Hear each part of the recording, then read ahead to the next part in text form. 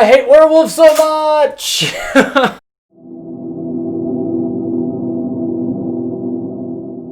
Hello everybody, and welcome back to Demon's Corner. I've missed you all so much. It's been such a long week, and I can't wait to get back into today's subject. Well, actually, no, I can't. I really hate today's subject.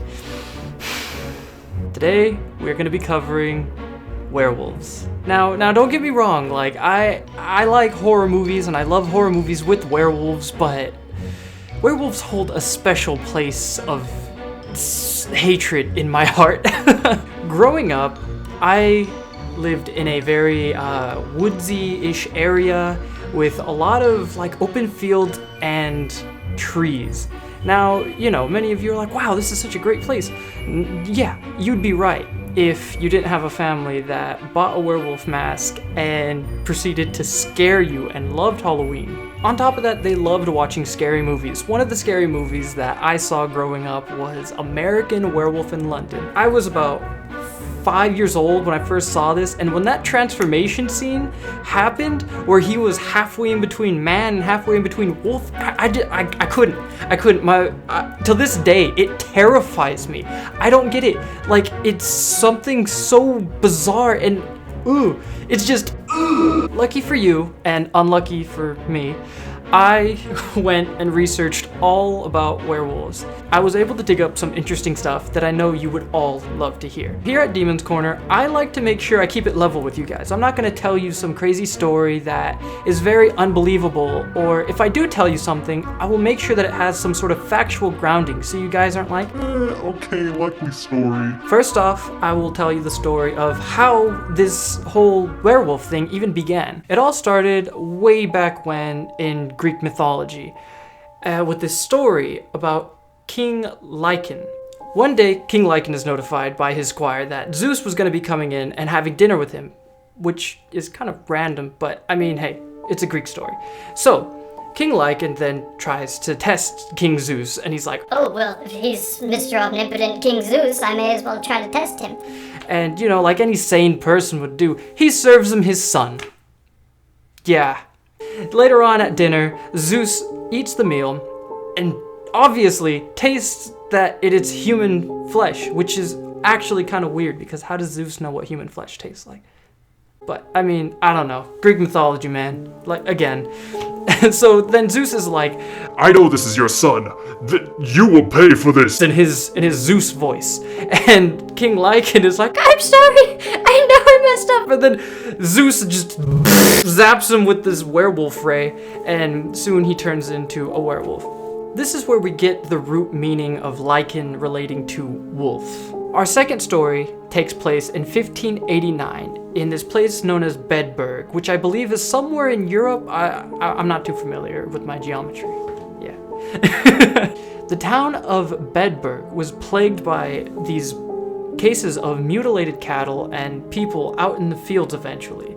And people thought, oh wow, you know, this is such a terrible wolf, or this is a terrible wolf pack that's going through and plaguing our land and killing all of our cattle and killing our people. So, like any sane village would do, they all got together and they decided to make a hunting party. They were actually able to injure the front left paw of this wolf. Now, this is when things start to get a little interesting. They continue to hunt the wolf, look for the dogs for clues, and just trudge forward trying to find this god-forsaken creature. Now, eventually, they do find it, and they corner it into a portion of the woods. Out of the bushes comes a man named Peter Stump with an injury on his front left hand resembling that of the wolf. I know, crazy, right? So anyways, he then just pleads guilty to being a wolf. Like, there's no question about it. They're like, hey, are you the werewolf? And before they even finish the sentence, he's like, yes. Yes, I am. Well, after this whole trial by confession, they proceed to then torture and kill him like everybody else was in the 1500s. Because how else do you kill somebody, you know? You just torture them and you kill them. There's no other way. You can't just kill them. It has to be torture, then kill. I don't know. That's just the way the 1500s worked, man. Don't ask me. I didn't live there. If you're enjoying these stories so far, please leave a like so it'll let me know that you guys enjoy them. Also, don't forget to hit that bell notification down below. It'll actually let you know when we upload the videos, but I mean, we're gonna upload the videos every Friday, but please hit the bell. Okay, I'm already getting like creeped out thinking about all of this stuff and these stories, and where I currently live right now, it's a very wide open field, gross. It's not a good time to be out right now, and it's a half moon, so oof. Now, if you didn't think that story was weird enough, I have another one for you. In 1521 Polygany, France, there was a man who was going out about his business, just walking down the road like everybody does, because, you know, roads. Then suddenly, there's a wolf that comes out and attacks him. Now, because he's a total beast, not the wolf, but the man, he's able to fight off this wolf and injure it. Now, he gets tossed back and the wolf retreats, and the man goes about his business like nothing ever happened. Now, as he gets further up the road, he sees a man who's actually nursing a wound very similar to the wolf that he had just injured. Not only did he outwardly admit to having a deal with the devil, but he also admitted to having accomplices that helped him in these murders and acts of cannibalism. It baffles me on how crazy people were in the 1500s. It's like they didn't have their hoop stick or their pig skin to play with, so they thought, hey, you know what else is another fun activity? Murder! Or, oh, hey, Grandma, I'm getting real tired of your porridge. You know what? I've been craving some human flesh. What's wrong with people in the 1500s? Unfortunately for me, there is a more modern example of werewolves. Currently, in Wisconsin, there are eyewitness accounts of this Beast of Bray Road.